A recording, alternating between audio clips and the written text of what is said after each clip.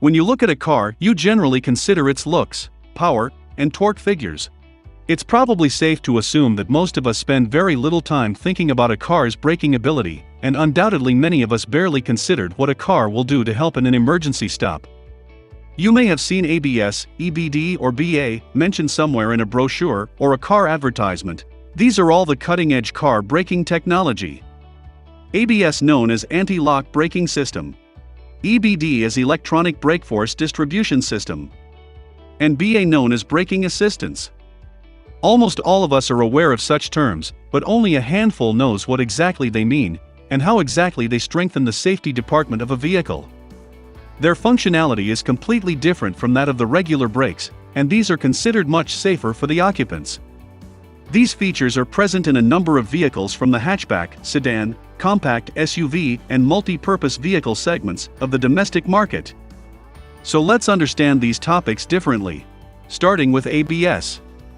As the name implies, ABS prevents the wheels of the car from locking up when the car applies the brakes suddenly in certain situations.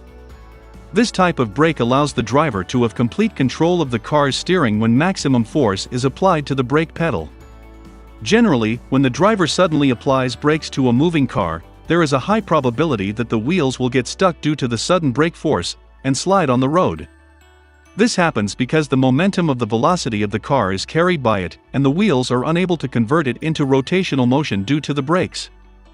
ABS or anti-lock braking system is a piece of safety equipment that prevents the wheels of a vehicle from locking up under emergency, panic, or harsh braking conditions. When braking on wet surfaces during rains, you tend to depress the brake pedal to its full limit and eventually end up locking the wheels. At this point your car starts sliding straight without directional control.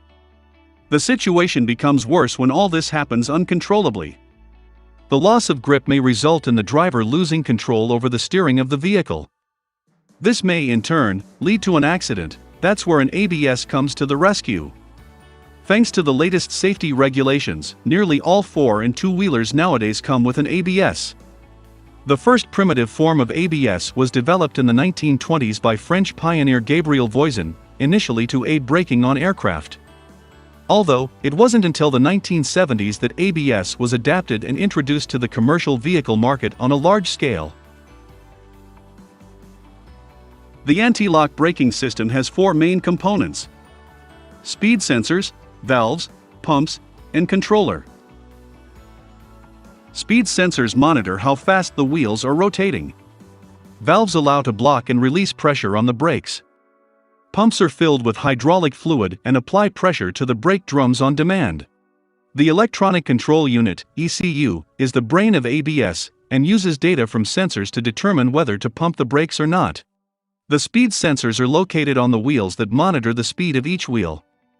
When sensors detect that your car's tires begin locking up, the electronic control unit reads the signal from each sensor and sends the signal to the valves of the respective wheel.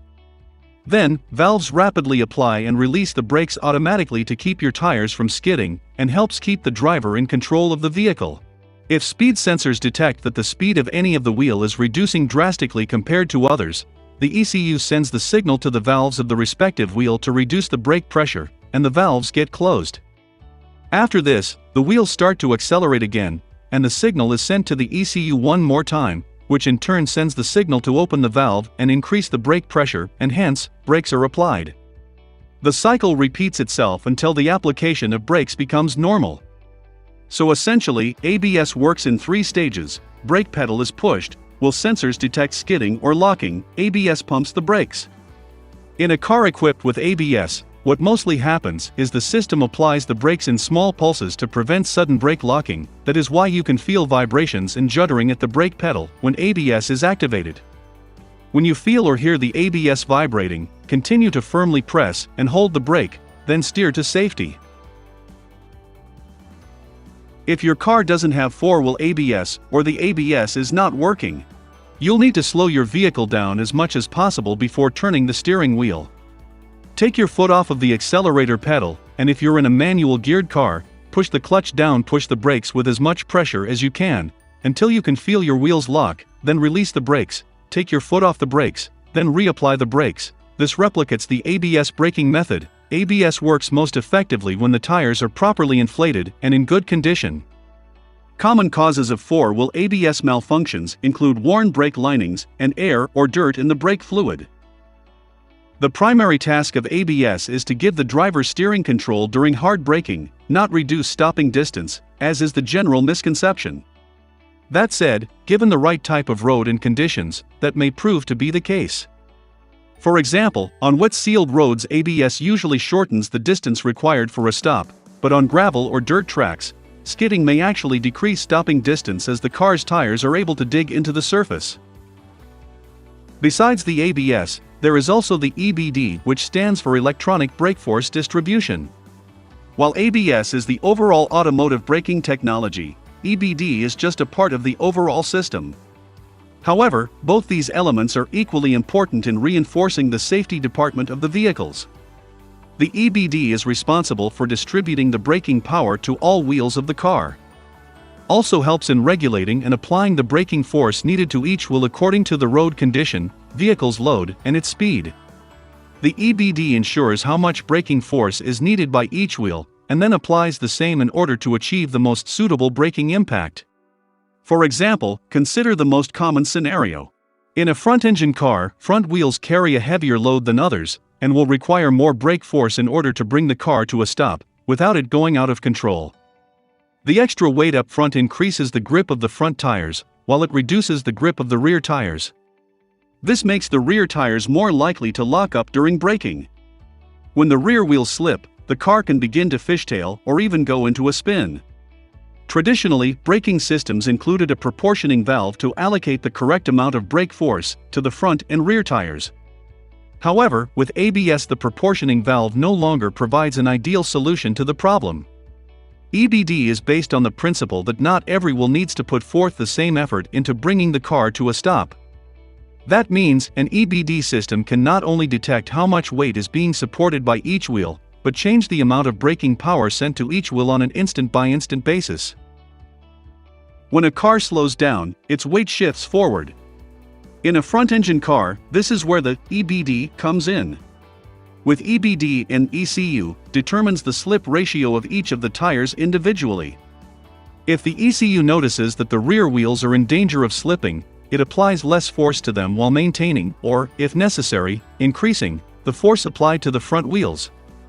EBD is also useful when the car is braking while driving around a corner. While turning, the outer wheels of the car rotate more quickly than the inside wheels. If too much brake force is applied to the inner wheels, they can lock, causing the car to oversteer and go out of control. EBD can sense the slippage of the inner wheels and reduce the brake force on those wheels, without reducing the force on the outer wheels. A number of vehicles, such as Honda, Volkswagen and Nissan cars, have these features as standard. The same can be inquired through the Honda or Nissan car dealers while purchasing the particular models. An EBD system makes use of three components which make it tick: the speed sensors, brake force modulators, and electronic control unit, ECU. The speed sensor not only calculates the speed of the car, but it also calculates the speed of the engine. One of the scenarios can be that the speed of the wheel might not be the same as the speed of the car. Such a situation can lead to the wheels skidding.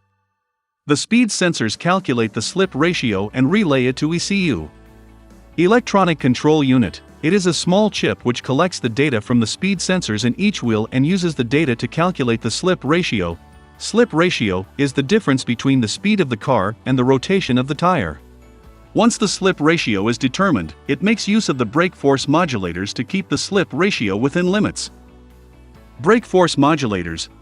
It is the job of these modulators to pump brake fluid into the brake lines and activate the brake cylinders. The brake force applied on each wheel can be modulated. All these three components work in tandem and make the EBD work and save your day every time you brake hard. Brake Assist, BA, is also known as Emergency Brake Assist, EBA, is another piece of car braking technology. As the name suggests, is responsible to assist the driver in emergency stop situation. The braking system will work more swiftly when there is sudden braking, if it is equipped with the BA feature. This feature, aimed at making sure that the brakes are applied in case of an emergency, if the driver is unable to respond quickly enough. This happens a lot that in case of sudden braking, the driver is not able to press the brake pedal fully. However, an average driver isn't actually fast enough for a situation like this, where a millisecond of delay can translate to catastrophe. This is where braking assist steps in. With brake assist, the electronics sense the speed and force with which the driver pressed on the brake pedal, and apply additional pressure on the pedal for full braking. A travel sensor attached to the brake pedal that allows the brake assist system to detect when the driver attempts an emergency stop, and regardless of the amount of pressure actually applied, it will apply maximum braking force until the car is brought to a stop. Some more recent braking assistance systems can detect a sudden liftoff from the gas pedal, or receive imminent crash warnings from radar or camera-guided crash detection systems and prime the braking system. That way, when the driver slams the brakes, maximum braking force is available immediately. This system works with the three main components: accelerator sensor, brake sensor, and electronic control unit. Let's consider an event of normal braking. During such event, driver lifts off foot from accelerator and presses brake pedal. The same actions are performed even in the case of emergency braking, but with greater intensity. ECU measures this intensity with the help of inputs from accelerator and brake sensors and determines whether driver has encountered an emergency. If it is found that the braking is due to an emergency, then ECU orders the brake booster, a component of brake system that can control pressure of braking, to apply more pressure on brakes so that vehicle could be brought to a stop early. Of course, the system takes care that the pressure applied is always optimum. Undoubtedly, this system is very useful in reducing the stopping distances during emergencies as it applies optimum brake force almost instantly. Also, this system has helped saving many lives by avoiding accidents.